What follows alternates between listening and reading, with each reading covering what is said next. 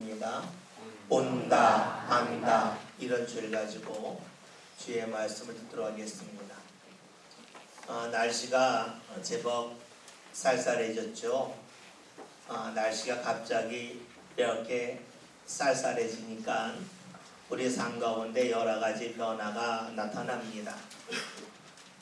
저도 어제 저녁에 좀 날이 추워서 처음으로 침대 밑에다가 전기장판을 깔고 잠을 청했습니다. 지난주일까지는 좀 얇은 양복을 입었는데 금주에 약간 좀 두툼한 양복으로 갈아입었습니다. 이처럼 가을이 깊어가고 겨울이 찾아올수록 우리 삶 가운데는 여러 가지 변화가 나타납니다. 변화가 나타난다는 것은 지금까지 사용했던 것을 하나하나 정리하고 새로운 것을 끄집어내는 것이 되겠죠. 그래서 지금까지 입었던 옷이 옷장으로 들어가기도 하고 또 옷장을 입던 옷을 다시 끄집어내는 일을 하기도 합니다. 이처럼 계절이 변할 때에 우리 삶 가운데는 여러 가지 변화가 나타날 수밖에 없습니다. 그 변화라고 하는 것을 다른 말로 하면 치울 것을 치우고 정리하는 것을 정리한다고 볼 수가 있겠죠. 그런데 이렇게 우리 삶 가운데 무언가 변화가 나타나는 것은 계절의 변화를 통해서만 경험하는 것은 아니지요. 제가 초등학교 때를 기억을 합니다. 제가 초등학교 때에 학교에서 수업이 보통 9시 넘어서 있었는데 학교에서는 8시, 8시 10분까지 학교 오라 그랬어요. 학교에 가면 자율학습 시간이 있었습니다. 그 시간에는 대부분 친구들이 밀린 숙제를 하고 그랬습니다. 그때 선생님이 계시지 않게 되면 친구들 중에서 자율학습하는 친구는 거의 없습니다. 모든 친구들이 교실 안에서 막 뛰고 난리가 납니다. 때는 싸움도 하고 소리를 지르기로 하지요. 그런데 꼭 우리가 자율학습 시간에 보면 앞에 한 친구가 망을 봅니다. 망을 보다가 갑자기 떴다 그래요. 떴다 하면 선생님이 온다는 거죠. 왜 그 말이 생겼는지 몰라도 어쨌든 선생님이 하면 떴다 그럽니다. 그러면 갑자기 더 바빠집니다. 싸우던 친구들도 싸우지 않고 뛰던 친구들도 딱 자리에 앉아서 갑자기 책상에 책을 끄집어내 공부하는 식으로 합니다. 선생님 한 번 나타나면 지금까지 하던 것을 싹 정리하고 아주 말끔한 모습으로 공부하는 그런 모습을 보여줍니다. 근데 나이 들어보니까 그 습관이 여전하더라고요. 여러분 집에서 누가 온다 하면 어떻습니까? 갑자기 바빠지죠. 손님이 온다 그러면 테이블 정리해야 되고 바닥도 치워야 되고 그럽니다. 보통 때에는 그러려니 평범하게 아무렇지 않게 보았던 것인데 누가 온다 그러면 왜 그것이 걸리적거리게 느껴지고 또 아름답지 않게 보이는 건지 모르겠어요. 누군가 온다 그러면 우리 삶 가운데 정리할 것이 많아지고 치울 것이 늘어납니다. 이것이 우리의 삶 가운데 아주 일상적으로 나타나는 모습입니다. 그런데 이것이 우리 삶 가운데 누군가 찾아오고 계절의 변화가 나타날 때 나타나는 것처럼 우리 삶에 주님이 다가오셔도 그런 변화가 나타나지요. 요한복음 2장을 보면 예수님께서 예루살렘 성전에 올라가셨습니다. 그 당시 성전은 사람들이 가장 거룩하고 가장 깨끗한 곳으로 여겼던 곳입니다. 그 누가 봐도 사람들의 마음이 모아져 있고 성성이 묻어나는 곳이었습니다. 그런 예루살렘 성전에 올라가셨을 때 예수님이 무엇을 하십니까? 예수님이 노고나 채찍을 만드시고 그 성전을 정화하셨습니다. 여러분 잘 아시는 것처럼 그 짐승을 바꿔주는 사람들이 있었고 돈을 바꿔주는 사람들이 있었는데 주께 다 내쫓으셨습니다. 사람들이 볼 때는 당연한 것이고 그것이 전혀 문제가 되지 않았는데 예수님께서 보실 때에는 그것이 아름답지 못했다는 겁니다. 하나님을 믿는 이들이 볼 때에는 괜찮았지만 사람을 입고 몸을 입고 오신 하나님, 즉 예수님께서 보실 때에는 치워야 할 것이, 정리해야 될 것이, 버려야 할 것이 너무나 많이 있었다는 겁니다. 여러분, 그렇습니다. 우리가 볼 때는 문제가 되지 않지만 손님이 왔을 때에 문제가 되는 것이 있습니다. 마찬가지입니다. 사람들이 누구나 볼 때에 아무렇지도 않고 괜찮아 보여도 주께서 보실 때에는 그 속에 치워야 될 것, 정리해야 될 것, 버려야 될 것이 산더미처럼 많을 수도 있습니다. 여러분, 그러려면 오늘 예수님께서 우리 삶 가운데 다가오신다면 어떠할까요? 여전히 우리 삶 가운데도 버려야 될 것, 치워야 될 것이 많지 않겠습니까? 오늘 성경 말씀은 그런 것에 관하여 우리에게 말씀해주고 있죠. 말씀을 함께 보겠습니다. 본문 말씀 10절의 말씀을 함께 봅니다. 같이 봅니다. 온전한 것이 올 때에는 부분적으로 하던 것이 패하리라. 아멘. 온전한 것이 온다라고 표현하고 있습니다. 온전한 것이 온다고 하는 것은 다른 말로 하면 온전하신 예수님이 오셨다는 겁니다. 온전하신 예수님이 오셨다고 하는 것을 또 다른 말로 하면 온전하신 예수님을 만났다라고 볼 수가 있겠죠. 주님이 우리 삶 가운데 오셔서 우리가 주님을 만났을 때 일어나는 일이 무엇입니까?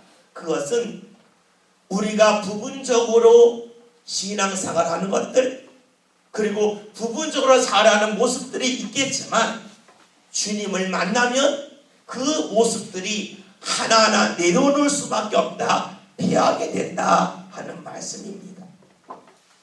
오늘 고린도전서는 우리가 잘 알고 있듯이 바울이 성령의 감동을 받아서 고린도 교회에 보낸 편지입니다. 그러기에 바울이 이 말씀을 성령의 감동 가운데 기록할 때에는 자신의 삶의 고백도 담겨져 있습니다. 여러분 아시는 것처럼 바울은 어떤 사람이냐면 처음부터 예수님을 믿는 사람이 아니고 예수를 믿는 사람을 핍박하고 박해하고 죽이는데 앞장섰던 사람이죠.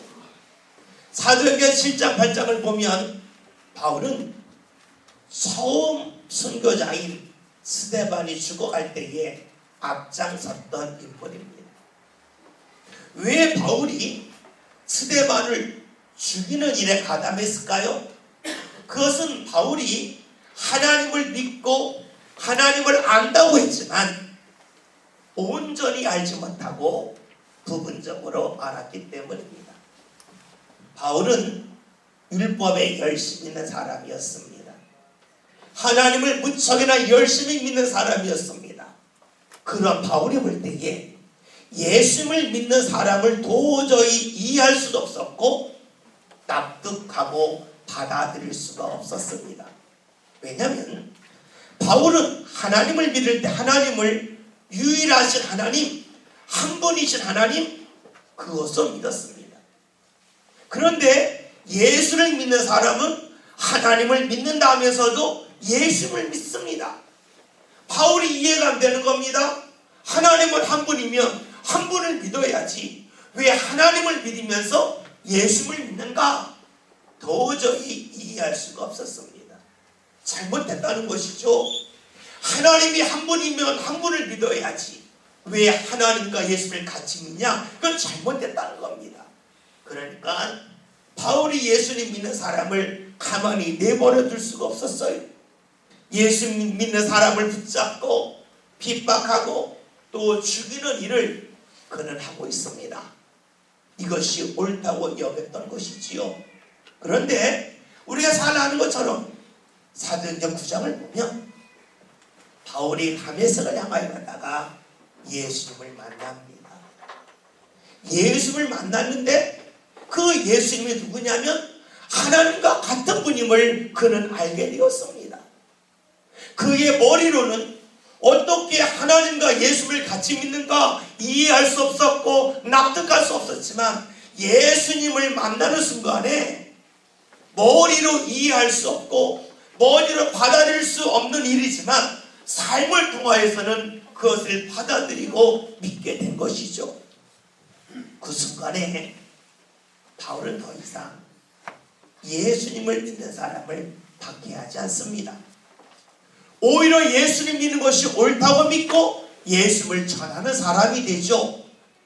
예수를 만나기 전에는 그는 하나님을 알았고 하나님을 믿는다 했지만 온전히 안 것이 아니었습니다.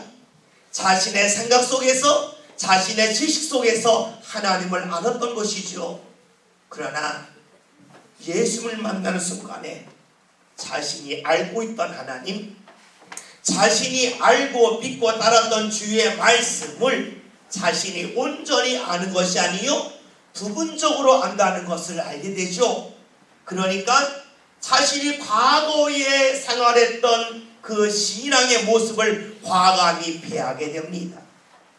그 자전적인 고백이 오늘 말씀 10절입니다.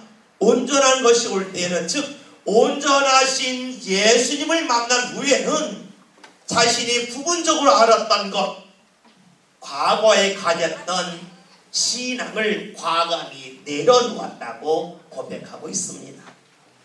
여러분, 바울이 온전한 것을 경험하기 전에는 부분적으로 알아서 삶이 잘못된 길로 간 것을 나중에 알지요. 우리의 삶이 왜 잘못된 길로 가고 비뚤어질까요? 그 이유는 우리가 온전히 알지 못하고 부분적으로 알기 때문이지요. 이스라엘 백성들이 애굽에서 나왔습니다. 애굽에서 나와서 바다를 건너서 광야를 지나지요. 이 광야를 지날 때에 이스라엘 사람들은 먹을 양식이 부족했고 마실 물이 부족했습니다. 늘 자신의 삶 가운데 무언가 부족함이 가득했지요. 이때 이스라엘이 무엇을 했습니까? 하나님을 원망을 합니다. 애굽이 좋았다고 이야기를 하죠. 왜 그랬을까요?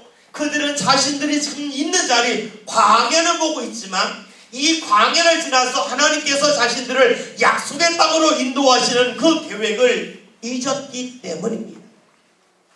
지금을 보고 있지만 앞날을 보지 못하고 있지요.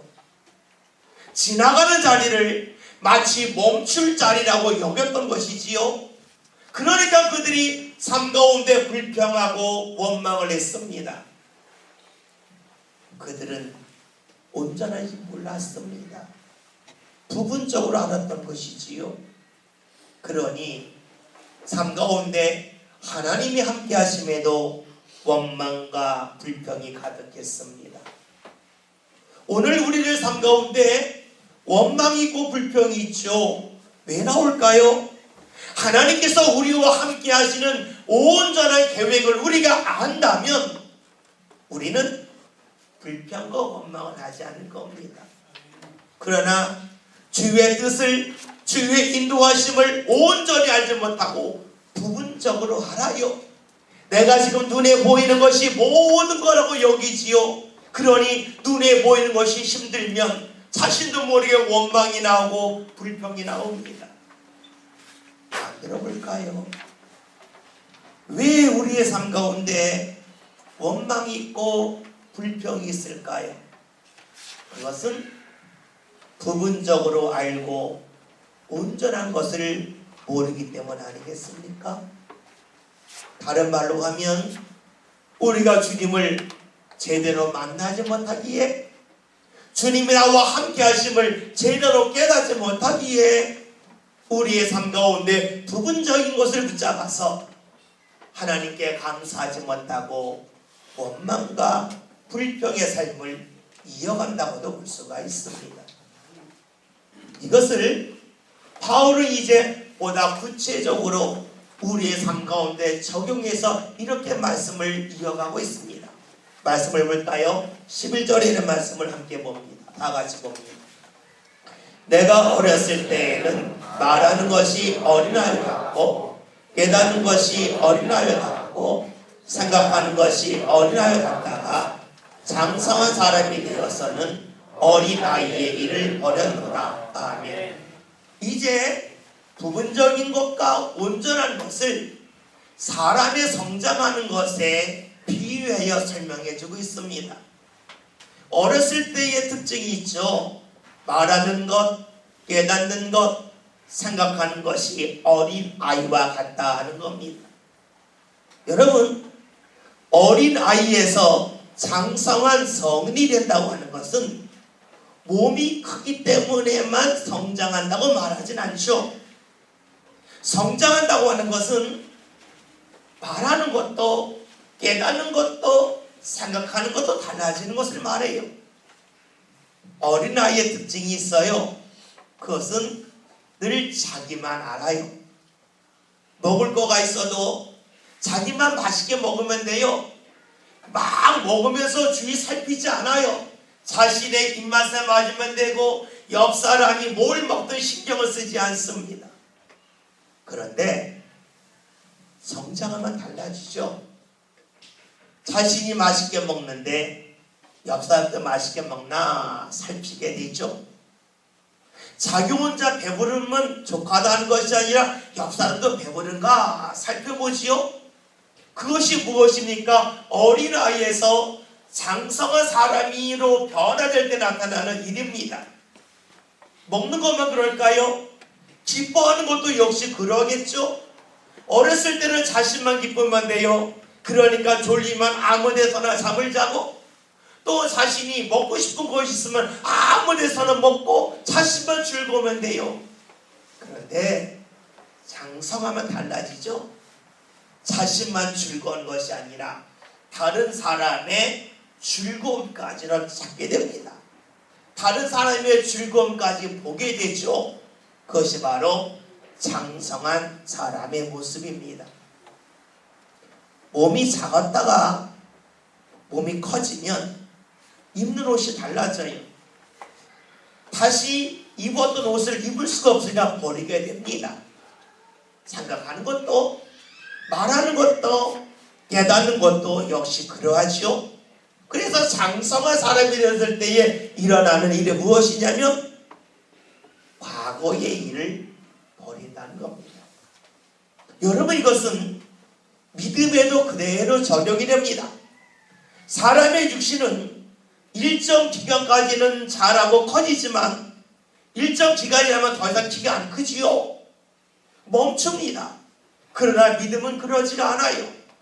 왜냐하면 믿음은 우리의 육신이 자라는 것처럼 일정 기간까지만 자라고 멈추는 것이 아니라 우리의 믿음은 목표점이 주님이기 때문에 그래요. 믿음이 자란다고 하는 것은 다른 말로 하면 우리의 삶이 주님 앞에 좀 더 가까이 가고 좀 더 가까이 가게 된다는 것이죠. 주님 앞에 가까이 가는 것이 믿음이 장성해지는 겁니다. 간혹 청년들이 이런 이야기 할 때가 있어요. 제가 철들고 났더니요, 예전에 했던 일이 창피해요. 예전에 했던 일이 부끄러워요 라고 말할 때가 있어요. 여러분, 그래 철들면 과거에 당연하고 자랑스럽게 여겼던 것이 부끄러워요, 창피해요, 버릴 수밖에 없어요. 오늘 말씀이 그런 거예요. 우리의 믿음이 장성해지면 우리가 과거에 행했던 수많은 일들을 하나하나 내려놓고 버리게 된다고 말씀해주고 있어요. 그것이 무엇입니까? 장성에서는 어렸을 때 일을 버렸노라 라고 말씀하고 있지요. 여러분, 우리의 믿음이 장성해지면, 다시 말하면 주님을 만나면 만날수록 우리의 믿음이 성장해져서 버려야 할 것들이 점점 많이 보일 수밖에 없지요. 그런 사람의 삶의 결과를 이렇게 표현해줍니다. 말씀을 볼까요? 12절을 봅니다. 같이 봅니다. 우리가 지금은 거울을 보는 것 같이 희미하나 그때에는 얼굴과 얼굴을 대하여 볼 것이요, 지금은 내가 부분적으로 하나 그때에는 주께서 나를 아신 것 같이 내가 온전히 알리라. 아멘. 여러분 10절에서는 온전한 것과 부분적인 것을 나눴습니다. 그런데 이것을 11절에서는 온전한 것은 장성한 사람, 부분적인 것은 어린아이에 비유하고 있지요. 이것을 12절에서는 다시 말씀하고 있습니다. 온전한 것 그리고 장성한 것을 오늘 12절에서는 얼굴과 얼굴을 맞대고 보는 것으로, 그리고 부분적으로 아는 것 어린아이의 일을 12절에서는 거울을 본 것처럼 희미하다라고 표현하고 있습니다. 여러분 당시의 거울은 청동 거울이기 때문에 지금 유리 거울처럼 선명하지 않아서 희미하다라고 표현할 뿐이에요. 거울을 보는 것처럼 희미하다고 하는 것은 다른 말로 하면 자신의 앞이 분명하게 뭔가 드러나지 않았다는 겁니다. 믿음이 성장합니다. 성장한다는 것은 주님을 더 만났다는 것이고, 주님을 만났다고 하는 것은 다른 말로 하면 주의 뜻을 좀 더 많이 알게 되었다는 것이지요. 주님의 뜻을 좀 더 많이 알게 된 다음에 자신의 과거의 모습을 보았더니 지금보다 주의 뜻을 더 잘 몰랐다, 이것을 희미하다라고 표현하고 있습니다. 여러분들이 사람을 만났을 때에 처음 만나면 무엇이 떠오릅니까? 그 사람의 얼굴이 보이죠. 잘생겼다, 인상이 좋다, 이런 것이 보이죠. 그런데 두 번, 세 번 만나면은요, 처음에 보지 못했던 모습이 하나하나 보입니다. 외모에서도 보이죠. 얼굴에 점이 있구나. 이 사람 어깨가 삐뚤어졌구나. 이 사람 보았더니 귀가 한쪽이 크구나. 처음에 보지 못했던 모습 중에서 외적인 모습을 하나하나 발견합니다. 만나면 만날수록 많은 것이 보이지요. 외적인 모습만 그런가요? 아니지요. 그 사람의 성격도 하나하나 보여요. 이 사람이 성격이 예민한 줄 알았더니 예민한 게 아니구나. 이 부분은 예민하지만 이 부분은 무던하구나. 하나하나 보입니다. 처음부터 모든 것을 아는 것이 아니라 만나면 만날수록 보지 못했던 부분을 하나하나 보게 되지요. 우리가 주님을 만난다는 것은 무엇을 말합니까? 주님을 만남을 통해서 내가 지금까지 알지 못하고 보지 못하고 깨닫지 못하였던 주님이 나를 향한 뜻과 계획을 하나하나 발견하는 것을 말합니다. 그래서 믿음이 어렸을 때에는 자신이 나름대로 최선을 다한다고 하지만 그 속에서 주의 일을 제대로 보지 못했다는 것을 깨닫게 되는 것이지요. 오늘 기온이 많이 떨어졌습니다. 예배전에 정장로님하고 잠깐 이야기를 나눴는데, 장로님이 설에서 오는데 거기는 많이 추워서 그 자동차 유리에 이렇게 얼음이 끼었답니다.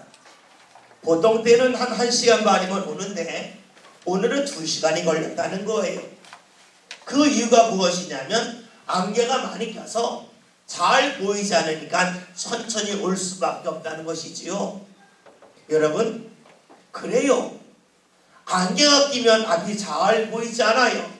그러나 이 안개는 항상 있지 않습니다. 해가 떠올라서 점점점 햇볕이 뜨거워지면 뜨거워질수록 안개는 사라질 수밖에 없습니다. 빛이 강하게 비치면 비칠수록 희미하게 보였던 앞은 보다 선명하게 보일 수밖에 없지요. 우리의 삶도 역시 마찬가지 아니겠어요? 주님이 우리의 삶 가운데 주의 은혜의 빛을 비추면 비출수록 우리 삶 가운데 주께서 무엇을 원하시는지, 우리를 어디로 인도하시는지 보다 선명하게 보일 수밖에 없겠지요. 바울은 고백을 합니다. 내가 지금은 희미하게 보이지만 언젠가 내가 믿음이 성장하면 주님을 만나는 날이 좀 더 많아지면 내 삶 가운데 주께서 보게 하시는 것을 보다 선명하게 분명하게 볼 날이 다가올 것이라고 이야기합니다. 그래서 말하죠. 지금은 부분적으로 하나 나중에는 온전히 알 거라고 말합니다. 여러분, 이것은 사람의 능력을 통해서 이루어지는 것이 아니지요. 주님을 만남을 통해서 온전하신 주님이 내 삶 가운데 다가오심을 통하여 나타나는 일입니다. 오늘 말씀 제목이 온다 안다입니다. 온전하신 주님께서 내 삶 가운데 오셨을 때에 우리는 나를 향하신 주의 은혜의 계획을 압니다. 공부해서 노력해서 주의 은혜 계획을 아는 것이 아닙니다. 주의 인도하심을 아는 것이 아닙니다. 주님이 내게 오심을 통해서 알 수 있습니다. 다른 말로 하면 내가 주님을 만나면 만날수록 그 만남을 통하여 주의 인도하심이 분명히 나타나서 하나님의 계획을, 하나님의 뜻을 우리는 좀 더 분명하게 알아갈 수가 있습니다. 그러기에 오늘 말씀 제목이 온다 안다입니다. 여러분, 주님은 오늘도 우리 삶 가운데 다가오십니다. 다가오셔서 우리를 만나고자 하십니다. 중요한 것은 우리에게 다가오신 주님을 내가 만나고자 하는 그 소망이 있는가, 그러한 믿음이 있는가가 중요하겠죠. 주님을 만나면 만날수록 부분적으로 알던 것을 피합니다. 어린 아이의 일을 버립니다. 거울을 보는 것처럼 희미하게 알았던 것이 이제는 얼굴과 얼굴을 맞대고 보는 것처럼 분명히 알게 되겠지요. 우리 삶 가운데 다가오시는 주님, 그 주님을 우리가 만나고자 힘쓰는 모든 성도를 되었으면 좋겠습니다. 그리하여 하나님의 뜻이 희미하게 보여서 제대로 알지 못하여서 우리 삶 가운데 은혜를 받을 자리에서 혹여나 원망이나 불평이 없었으면 좋겠습니다. 지금 있는 자리가 힘들 수 있지요. 그 힘듦은 주님께서 우리의 믿음을 연단하시는 자리요, 우리를 더욱더 풍성한 은혜자로 이끌고자 하시는 주의 인도하심의 과정입니다. 주님을 만나지 못한다면, 다가오신 주님을 받아들이지 못한다면 우리는 이것을 모를 것입니다. 그러나 다가오시는 주님, 그 주님을 우리가 믿고 받아들이고 따른다면 우리는 주의 인도하심을 분명히 보고 알게 됩니다. 주님이 오십니다. 주님이 오심을 통하여 우리는 주의 인도하심을 알 수 있습니다. 다가오시는 주님, 그 주님을 여러분 믿음으로 바라보고 믿음으로 받아들여서 우리의 앞길이 주의 은혜로 분명히 채워지고 그 은혜길을 알고 걸어가는 저와 여러분이 다 될 수 있기를 주의 이름으로 기원드립니다. 기도합니다. 온전하신 주님이 우리 삶 가운데 다가오시오니 그 주님을 만나고자 힘쓰고 소망하며 믿음으로 받아들일 수 있는 모든 성도를 되게 하여 주옵소서. 그리하여 주님을 만나고 또 만나는 가운데 하나님의 분명한 은혜 계획을 보고 알고 발견하는 모든 성도를 되게 하여 주시어 주의 은혜 자리에 마음껏 다가서는 믿음의 주인공들 되게 하여 주옵소서. 예수님의 이름으로 기도하였습니다. 아멘.